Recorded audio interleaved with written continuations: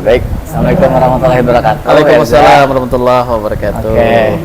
Hari ini alhamdulillah kita kembali bedah buku lagi ya Pak. Setelah beberapa bulan. Baru beberapa bulan apa ya? 3 bulan yang lalu. 3 bulan yang lalu ini. Lelaki malaikatku. Ya, lelaki malaikatku. Dan sekarang ini buku yang berjudul Ray Memo mahasiswa setia Amuntai. Alhamdulillah. Oke. Alhamdulillah. Luar biasa ini Bapak menulis buku lumayan cepat. Kalau hitung-hitungan penulis luar biasa, penulis dalam beberapa bulan habis. Alhamdulillah. Menyelesaikan buku ini. Iya. Artinya nganggur. Oke. Jadi buku ini berjudul Ray ya Pak. Iya.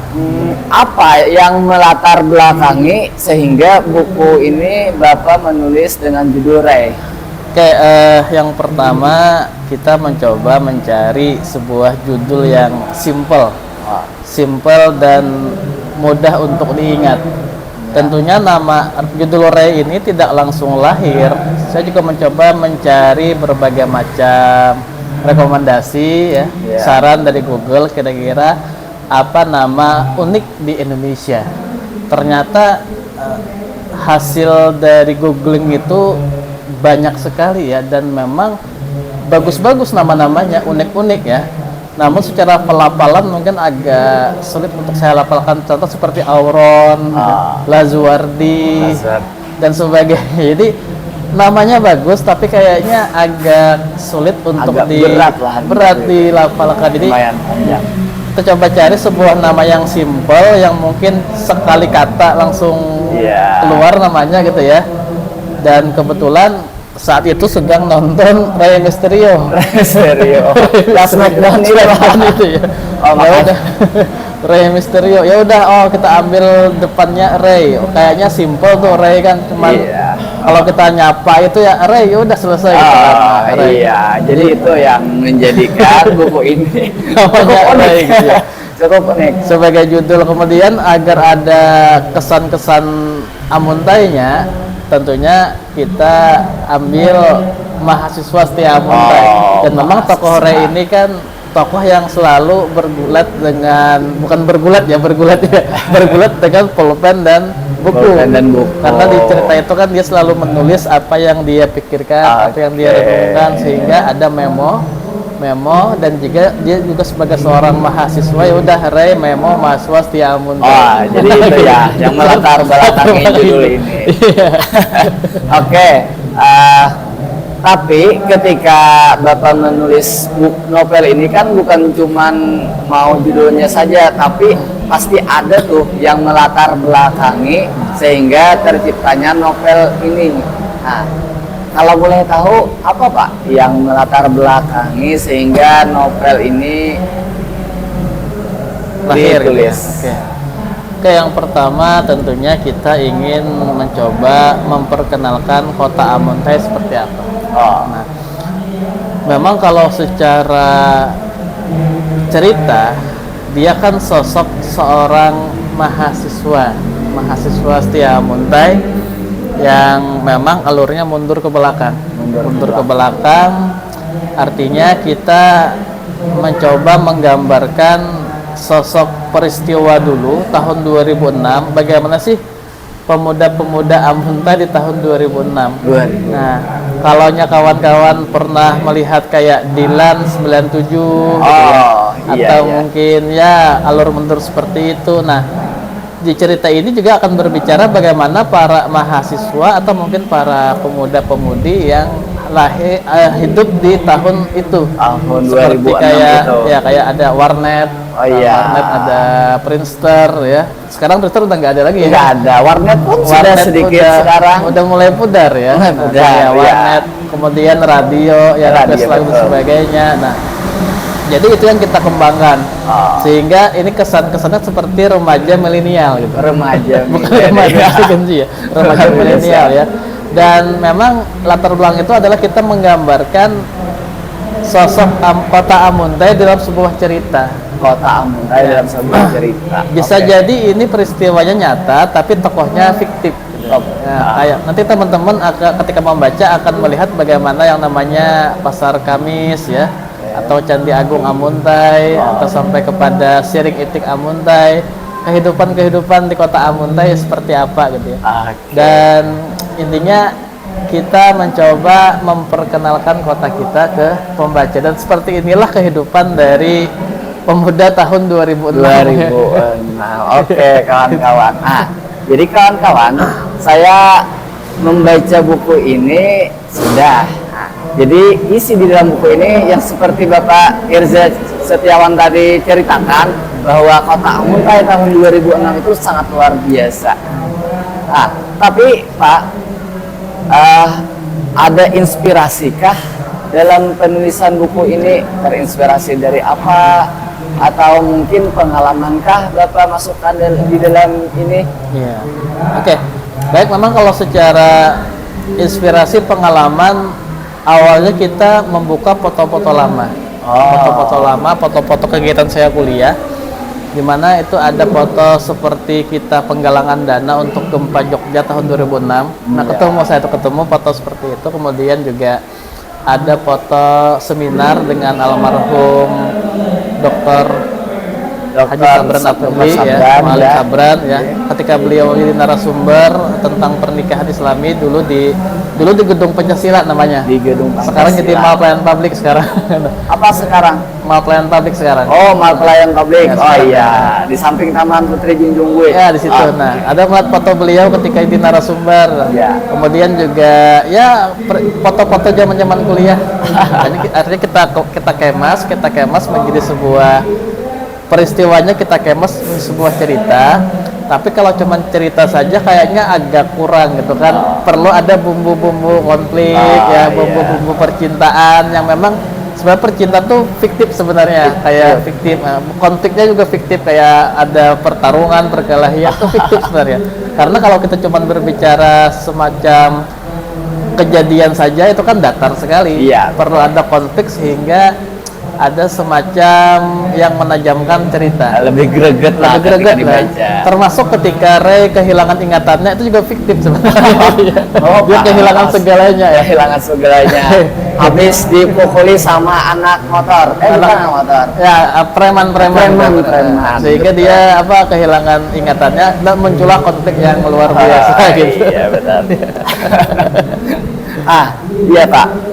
Saya kan membaca buku ini dari awal itu, wah, Ray ini sangat luar biasa orangnya, humoris, kata-katanya pun di sini ada Ray, Keisa, dan Flora. Ya kan? Nah, setelah itu Ray ini mahasiswa yang aktif di kegiatan kemahasiswaan atau organisasi ya. Nah, setelah itu ketika aktif, humoris dengan kawan-kawan itu jenaka, tapi setelah saya baca terus-menerus, sifat Ray ini berubah.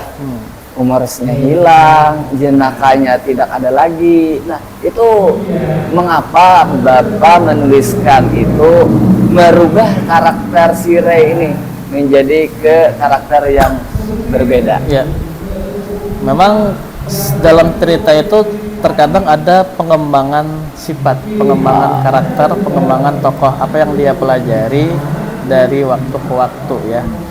Dan kita menggambarkan sosok Ray ini awalnya sosok yang memang tadi humoris, jenaka, puitis, dan penuh dengan kata-kata yang absurd gitu. Iya, betul. Nah, contoh seperti dia berkata, dunia tidak perlu orang yang sempurna, dunia hanya perlu orang yang bermanfaat. Nah, itu kan contoh, itu kan dia menjawab setiap dialektika, setiap dialog dengan kata-kata yang memang humoris. Betul. Tapi ada makna di dalamnya. Ada makna di dalamnya. Contoh ketika Keisa itu SMS dia, dia mengatakan tidak perlu ada dua Ray, cukup hanya satu Keisa. Itu kan sebuah dialog yang jelekit menjawabnya gitu ya. Sampai kepada kalau kita berbicara contoh peristiwa percintaan Candi Agung itu, kan ketika Keisa sedang bikin tugas kuliah, dia riset gitu. Kata Ray, kalau sejarah tanpa cinta itu cuma waktu dan tanggal. Itu kan absurd sekali tuh, absurd sekali itu sosok Ray pertama. Itu sosok pertama. Jadi saya mencoba merubah sifat yang ekstrim gitu, lebih ekstrim ya, di tengah-tengah cerita agar ada semacam perubahan tokoh yang luar biasa. Karena itu kita coba hilangkan ingatannya. Hilangkan ingatannya sehingga menjadi sosok Ray yang jauh berbeda di tengah-tengah cerita. Dan tentunya ini juga karena ada tokoh kunci si Flora itu. Jadi saya mencoba menghadirkan sosok tokoh Flora di tengah-tengah ketika Ray hilang ingatan. Jadi pembaca itu seakan-akan bertanya-tanya, ini benar, apakah benar teman Ray di masa lalu atau apa gitu? Karena saya hadirkan tokoh ini ketika Ray udah kehilangan ingatan. Nah, itu. Iya, betul. Dan di situ sosok yang pendiam, dingin itu mulai mencoba kembali merubah seperti Ray yang dahulu, seperti teka-teki gitu. Dia mencoba menapaki karakter-karakternya yang dulu. Seakan-akan ini bener nggak saya gitu. Ketika dia baca buku harian Flora kan beda sekali tuh. Beda sekali. Nah, jadi memang tokoh Flora itu saya hadirkan sebagai tokoh kunci. Dan memang di tengah-tengah ini saya agak kesulitan dalam menggambarkan tokoh itu seperti apa ya. Sebuah tantangan sendiri dalam menulis. Tapi ya mudah-mudahan pembaca bisa melihat perubahan karakter ini yang dulunya sangat ceria, humoris gitu ya, berubah menjadi karakter yang dingin. Tapi dingin ini dia tetap bisa memberikan pencerahan kepada pembaca meskipun dingin, tapi dia tetap selalu menulis ya, berpuisi dan sebagainya. Tapi tidak seperti yang Ray sebelumnya ingatannya hilang. Yang absurd gitu ya absurd. Saya membaca Ray itu Pak, ketika orasi meminta sumbangan di jalan, dia hanya curhat tentang dirinya. Ya, dia tuh kan pakai Satria F. Mungkin dulu kan kalau zaman saya dulu ya ketika remaja Satria F itu tahun 2005 itu motor yang lagi tren-trennya itu. Sekarang mungkin agak ini kayak belalang tempur mungkin. Betul. Tapi itu kan alur cerita mundur beberapa tahun, yaitu di tahun 2006. Mengapa tahun 2006, Pak? Oke, karena memang tahun 2006 itu tahun ketika saya kuliah. Kuliah 2000. Sebenarnya 2005 ya sampai 2009 itu masa-masa kuliah S1 dan banyak sekali berbagai macam kegiatan organisasi. Jadi kalau disuruh menulis tokoh yang mahasiswa kayaknya lebih tajam ketika kita kembali ke masa lalu. Jadi saya bisa dikatakan contoh kayak seperti Titanic itu kan, kapal Titanic itu kan apa namanya peristiwanya nyata gitu, tapi tokoh Jack and Rose itu kan fiktif. Nah, sama seperti ini, peristiwa mungkin kayak organisasi, rapat BEM, penggalangan dana, siaran radio ya, dia di warnet sebagainya, itu peristiwa nyata. Tapi memang Ray ini fiktif.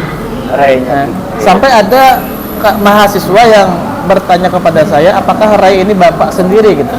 Nah, saya sengaja menulis tokoh Ray agar berbeda dengan saya sendiri. Contohnya seperti Ray mempunyai adik perempuan, adik kandung bernama Lia gitu ya. Dan saya tidak punya adik perempuan. Itu contoh beda dengan saya. Contoh lain juga, di sini ada tokoh almarhumah mama saya, Ibu Munawarah kan. Beliau dosen di Setia Amuntai. Dan Ray bukan anak dari Ibu Munawarah. Nah, itu artinya beda ya. Jadi kawan-kawan sekalian, kalau membaca Ray ini, teman-teman akan menemukan tokoh-tokoh Amuntai yang dulu ya, seperti Ketua Yayasan Bakti Muslimin Amuntai yang periode pertama ya, almarhum Mahmudin. Ada Bupati HSU dulu ya, ada Mualim Sabran almarhum, dan tokoh-tokoh lainnya. Jadi ya peristiwa tuh nyata gitu, tapi memang tokoh Ray ini ya fiktif. Saya sengaja memfiktifkan karena pasti berbeda dengan saya gitu. Iya, oke Kang. Mungkin cerita itu nyata dan orang-orangnya itu fiktif. Tapi apakah mungkin ada tokoh-tokoh orang itu tapi diganti nama, Pak? Baik. Kalau secara memang kejadian tuh pasti ada ya, teman-teman kuliah saya gitu ya, yang memang dia penggalangan dana untuk Gempa Jogja, menjadi panitia dalam seminar Islami ya, Mualim Sabran. Kemudian juga teman-teman kuliah ketika rapat organisasi BEM, itu pasti ada teman-teman kuliah. Tapi memang tokoh-tokoh kayak teman-temannya kayak Roni ya, kayak si Dimas itu adalah tokoh-tokoh fiktif sebenarnya. Tokoh Nah, fiktif. kayak Ray ya, termasuk Keisa sama Flora itu tokoh fiktif ya. Dimana kawan-kawan melihat Flora ini sebagai sosok siswi SMA 1 Amundai yang menderita tumor jantung, Iya. tumor jantung. Dan satu saja kata Ray, jikalau kita bisa bertahan hari ini, maka itu adalah kemenangan. Iya. Padahal kan Flora sudah difonis dengan kematian. Iya. Dia bisa bertahan hari ini menang, besok lagi bertahan menang. Itu yang membuat Flora semakin semakin Iya, semangat. semakin Nah, semangat. itu. Nah, jadi sebenarnya tokoh-tokoh itu memang fiktif karena Memang saya tidak fiktif. punya teman yang Seperti itu. seperti itu gitu ya. Ini fiksi. Tapi intinya meskipun ini fiksi ya, mudah-mudahan pembaca bisa mengambil pelajaran di dalamnya. Mengambil, ya betul. Memang itu tujuan daripada penulisan buku ini ya Pak. Iya. Untuk mengambil pembelajaran di dalamnya. Karena ketika saya membaca pun, itu pembelajaran yang saya dapatkan.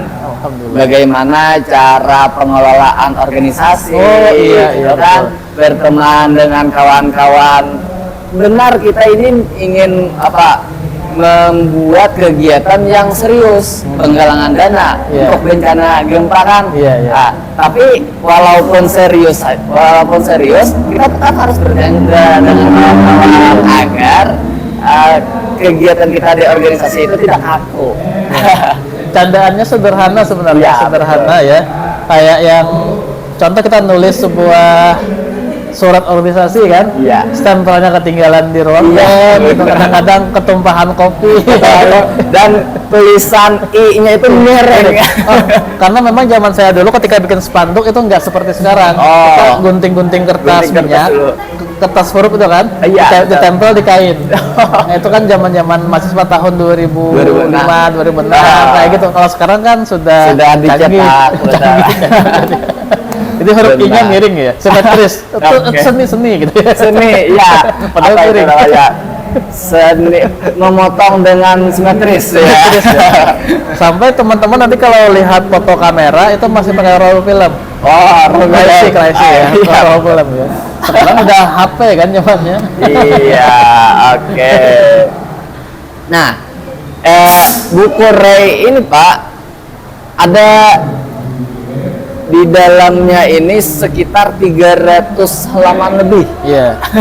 Tapi baru beberapa bulan Bapak sudah menyelesaikan Iya. buku yang tebal ini, lumayan tebal ini bagi saya. Padahal baru saja kemarin menuliskan Lelaki Malaikatku. Plaketku ya. Itu bagaimana bisa membuat Bapak menuliskan novel yang lumayan tebal tapi dengan waktu yang singkat? Mm-mm. Ada habit kebiasaan sebenarnya kita mencoba 1 jam menulis, 1 jam menulis. 23 jam untuk hal yang lainnya. Oh. Setiap hari seperti itu. Jadi kadang 1 jam itu kita bisa menghabiskan sekitar 5 sampai 10 halaman 5 sampai 10 halaman dalam 1 jam. dalam 1 jam ya. Kadang kalau memang rajin sampai 20 halaman juga bisa. Sampai 20 halaman. Jadi kalau kita memang istiqomah setiap hari, ini memang semacam challenge juga untuk diri pribadi ya. Kita harus istiqomah 1 jam nulis, selesai 1 jam istirahat. 1 jam istirahat. Kemudian 23 jam untuk besok 1 jam lagi, 1 jam lagi. Setiap hari seperti itu. Oh, Nah, ya, contoh novel saya yang Filosofi Anak Motor iya. itu kan selesai kurang dari 1 bulan Oh, dengan cara seperti itu. istiqomah 1 jam. 1 jam sehari ya, istirahat, besok Ah. lagi, lanjut lagi, ulang lagi. Intinya tuh konsistensi ya. Itu yang Konsisten. pertama. Yang kedua memang ceritanya sudah ada di imajinasi kita, kepala kita. Oh, Apa yang mau kita sudah ceritakan tinggal kita tumpahkan lewat sebuah tulisan. Meskipun ketika proses nulis itu juga ada perubahan-perubahan terkadang. Mungkin karakter ini mau dihidupkan, dimatikan saja atau apa itu. Masih ada perubahan setiap Iya. nulis itu ya. Oh, Dan memang juga ketika nulis ini kan saya sempat juga minta saran sama Saukani kan, siapa nama tokohnya nih, gitu kan, sama kawan-kawan yang lain, apa nama tokohnya nih, kan biar ini kan. Inspirasi itu kadang-kadang semakin berkembang bisa dari apa yang kita baca, apa yang kita tonton ya, film atau apa, atau peristiwa kehidupan sehari-hari. Contoh kita melihat foto kita zaman dulu, oh ini kegiatan ini loh, bisa semua cerita. Nah jadi kalau dikatakan kenapa bisa cepat, mungkin insya Allah karena memang kita konsisten 1 jam nulis, 23 jam untuk hal yang lainnya. 23 jam untuk, padahal 23 jam itu lumayan banyak, tapi 1 jam itu yang diistimewakan kan konsisten. Iya. 1 jam itu pas sudah sama risetnya, kan di situ ada pertukaran pemuda ya. Oh iya, iya, Di pertukaran situ pemuda. kan pertukaran pemuda itu memang sudah ada dari tahun-tahun itu kan. Ada. Itu pasti ada riset kan? Ada memang. Itu sudah sama risetnya kah 1 jam itu atau bagaimana? Kalau kita fokuskan sebenarnya 1 jam itu untuk menulisnya. Untuk menulisnya. Kalau kayak peristiwa-peristiwa itu kan kita kumpulkan di kepala saja, atau mungkin konsep kayak di HP itu kan sekarang catatan kan. Iya. Catatan kita, oh kerangkanya ini nanti poin-poinnya saja. Setelah itu baru kita ambil poin-poin tadi, fokus 1 jam di laptop. Kita tuliskan semuanya, sudah 1 jam selesai istirahat. Namun kita setiap hari, memang setiap orang berbeda-beda. Ada yang mungkin yang dia bisa fokus setengah jam, atau mungkin apa. Tips ini tidak bisa langsung digunakan untuk semua orang gitu ya, tergantung orang-orang. Atau mungkin ada yang dia lebih suka pagi atau siang atau malam, ya tergantung orangnya. Yang penting kita berusaha untuk berkarya gitu. Oke, gini aja deh Pak. Inspirasikan kami Pak untuk menulis agar bisa menyelesaikan buku demi buku di setiap bulannya gitu. Oke, baik. Mungkin kalau inspirasinya itu sering saya ulang-ulang ya, bahwa ada masanya di akhirat nanti kita akan kaget ketika Allah memberikan catatan amal baik kita. Dan kita kaget, ya Allah, bukankah amalku tidak sebanyak ini? Kemudian Allah berkata kepada kita, itulah amal kebaikan dari apa yang kau tulis. Rangkai-rangkai menjadi kebaikan untukmu, merubah orang ke arah lebih baik, dan menjadi amal bagimu. Nah, itu menjadi sebuah semangat kita untuk menulis yang baik-baik.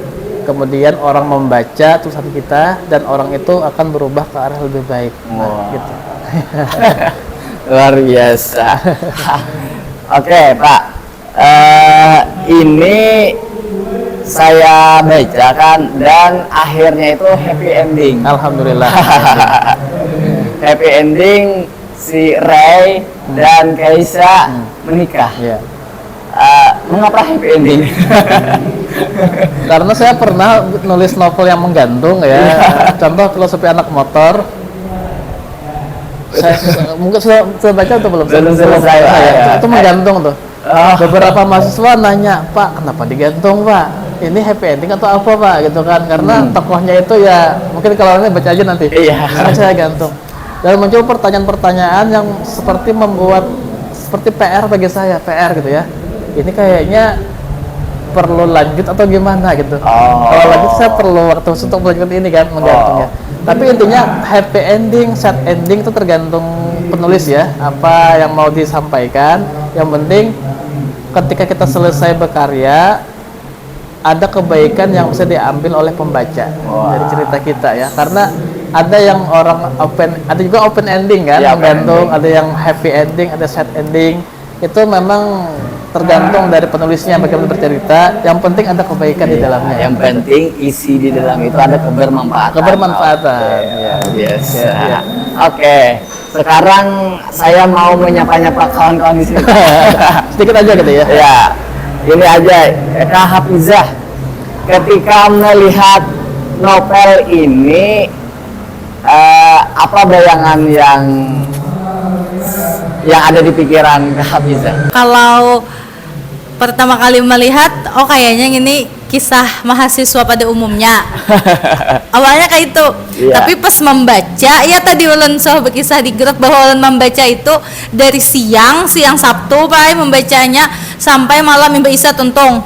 Kenapa? Tuh membacanya kada sengaja, karena bingung, karena ambil buku apa nih lagi dibaca. melihat bukunya nih ada di Higawak, kakak yang membaca teguringan, Iya. ulun ambil, sekalinya rame Pak itu sebujur. Ini kisahnya itu karena ulun merasakan di Amuntai ini awal-awal 2018 sebelum pandemi, tuh kayak relate banget sih Pak Ilon kisah-kisahnya. Tapi pas di tengah-tengahnya itu asal tapi nyambung lagi deh ulun, kenapa jadi Ray itu kayak ini? Di situ Pak kecewanya Pak, tapi alhamdulillah akhirnya happy ending. Iya. Di situ Pak.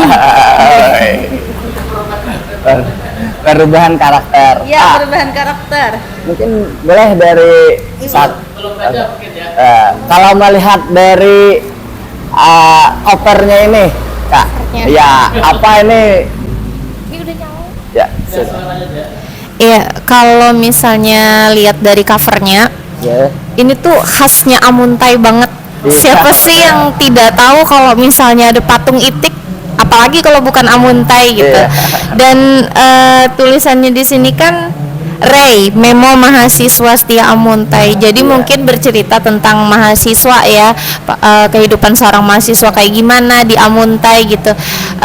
Bagi saya pribadi sih, sedikit banyaknya ini tuh kayak kita flashback ke belakang bahwa saya juga dulunya mahasiswa di sini, jadi kayak oh dulu kayak gini ya suasananya gitu, jadi ada perasaan kembali ke masa lalu. Itu sih yang saya rasakan gitu kan kalau baca ataupun lihat dari sampulnya juga gitu. Mungkin itu dari saya. Oke. Ya, nanti tinggal baca. Pokoknya isinya asik. Kalau pecinta Dilan itu Dilannya orang Amuntai, novel Ray ini. Mungkin Kalisna. Kalisna ini alumni dari Setia Amuntai juga kan. Nah, boleh kita kasih dulu. Inggih. Tadi yang terkait mau dari itu, dari posternya aja nih. Mungkin tampaknya mengangkat kisah seseorang mahasiswa Setia Amuntai bernama Ray. Nah, terus dari ilustrasi sampulnya terlihat seseorang mahasiswa berdiri di samping 2 ekor itik atau angsa dengan latar suasana perdesaan yang memberikan kesan cerita ini dekat dengan kehidupan masyarakat, perjuangan serta perjalanan seseorang mahasiswa dalam meraih cita-cita. Mungkin itu. Iya, makasih. Inggih, terima kasih bukunya. Oke. Kalau Pak Irja pakai alma mater Setia Amuntai, kemudian pakai wig yang rambut kayak gini, Iya. pas sama itu. Itu ini foto saya ketika tahun 2000 berapa ya? Jadi di kartun kan ya kayak gini. Kalau dulu ya, rambutnya udah beda. Oke, gini Pak. Ketika kawan-kawan ingin membaca ini kan kawan-kawan online banyak nih yang nonton ini. Bagaimana cara mereka agar bisa membaca buku Ray ini, Pak? Oke, sudah ada di Wattpad ya, nanti cari aja Wattpad. akun saya Irja Setiawan, nanti bisa secara online di Wattpad, atau kalau mau membaca buku fisiknya ini sudah tersedia di Shopee. Nanti insya Allah di YouTube ini ada link Shopee di bawah, Wah. bisa dipesan ya. Oke, kawan-kawan cek keranjang Cek di kuning. bawah, oh di bawah nggak ada ya, di bawah nggak ada sini. Oke. Kayaknya mungkin dari kawan-kawan nih mau bertanya, misalkan Kak Hafizah mau bertanya kah? Iya, tentang Ray ini. Ketika Kak Hafizah tadi selesaikan membaca, ini Berarti dia reviewnya. selesai. Ya, betul. Tapi adakah yang ingin ditanyakan kepada penulisnya ini? Oke. Pendengaran ya.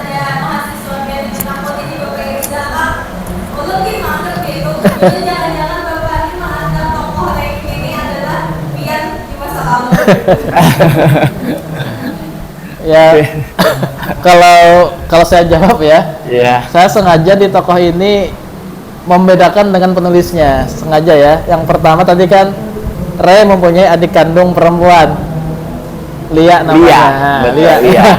Saya nggak punya adik kandung perempuan. Itu yang pertama. Yang kedua, Ray bukan anak dari dosen Ibu Munawarah. Artinya kan bukan apa namanya tokoh fiktif ya, meskipun peristiwa-peristiwa di tokoh ini memang sangat dekat dengan saya Iya, gitu. betul. Kejadian kayak seperti saya jadi ketua panitia seminar ini ya memang ada di sini kan gitu. Atau mungkin saya memimpin rapat band dulu memang ada di sini gitu. Tapi kita mencoba membedakan sosok ini, Ray itu adalah Ray sendiri gitu. Kalau saya adalah saya sendiri kayak gitu.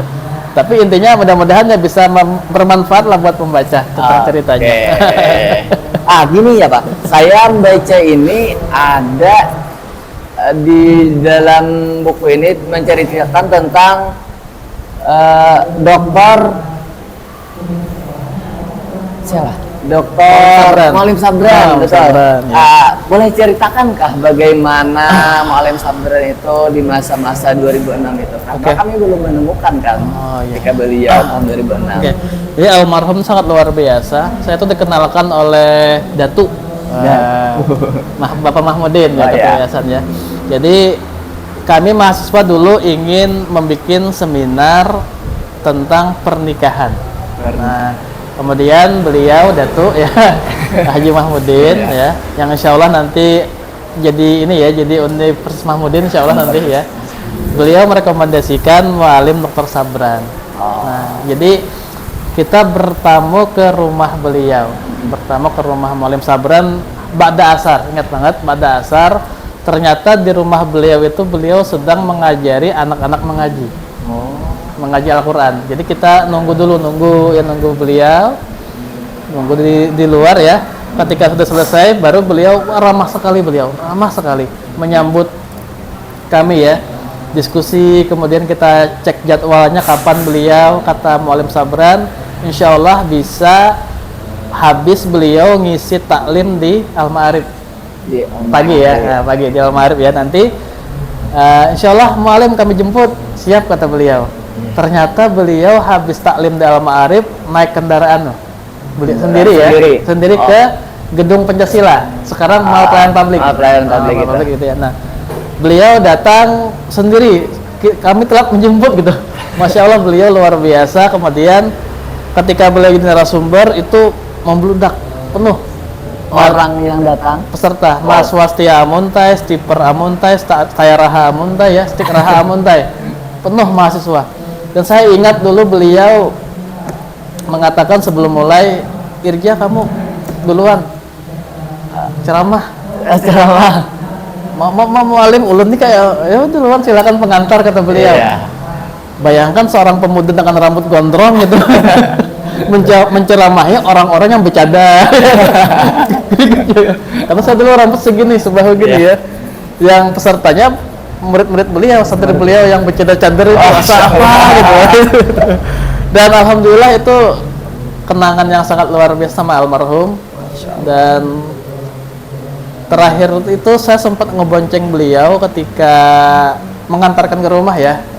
Karena anak-anak saya kan sekolah di Ummul Qura dulu. Beliau masih kenal sama saya bonceng antar ke rumah ya. Nah, jadi insya Allah beliau adalah sosok yang sangat inspiratif dan mudah-mudahan kita bisa menapaki jejak-jejak langkah beliau. Luar biasa. Berarti di Pancasila ya. Gedung Pancasila dulunya. Sebelum itu bukan pasar modern. Kalau pasar modern itu dulunya ini gelanggang remaja. Gelanggang remaja. Gelanggang remaja dulu. Sekarang pasar modern ya. Dulu tuh bioskop itu juga, bioskop Amuntai. Di situ juga. Bioskop Kuripan, tapi itu tahun 90-an ya. Tahun 90-an. Bukan 2000-an. Saya kecil dulu ya. Lebih dulunya lagi ya. Lebih dulunya lagi. Tadi tentang Dr. Sabran. Sejawat dengan Datu tadi ya. Datu Haji Mahmudin, Ketua Yayasan Mufti Muslimin Amuntai, pendiri Setia Amuntai ya. Pendiri Setia Amuntai. Boleh ceritakan juga Pak tentang Datu tadi. Oke. Beliau tentunya memang kalau secara pendidikan tidak seperti kita ya. Cuman pendidikan sekolah rakyat dulu. Sekolah rakyat. Zaman penjajahan. Tapi alhamdulillah bisa mendirikan kampus. Nah, itu yang luar biasa. Inspirasi kalau kita ambil pelajaran ya, beliau itu meskipun pendidikan tidak setinggi kita ya, tapi buku-buku banyak sekali beliau lahap. Bacaannya luar biasa. Yang saya ingat itu ketika kecil sering dibangunkan beliau jam 3 subuh, pasti dibangunkan beliau. sholat tahajud, habis itu kita membaca buku. Wah, jadi Luar biasa. yang tidak ada, memang pendidikannya kurang ya, tapi bisa mendirikan kampus itu luar biasa. itu ya, Mendirikan kampus. mendirikan kampus ya.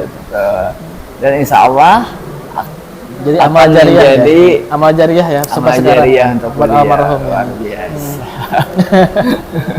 Datu itu Datu ya Pak? Datu ya. Nah, Panggilan Mas Wad Datu gitu. Datu. Datu, panggilan akrabnya. panggilan akrab. Oke.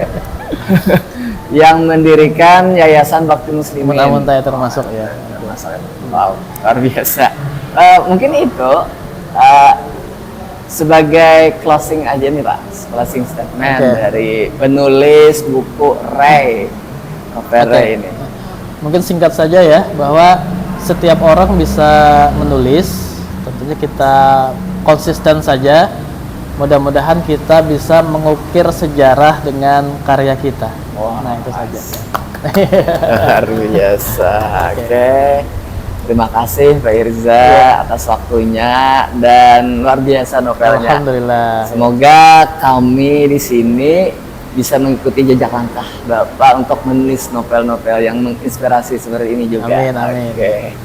Oke. Itu saja kawan-kawan. Mohon maaf apabila terdapat kesalahan. Assalamualaikum warahmatullahi wabarakatuh. Waalaikumsalam warahmatullahi wabarakatuh.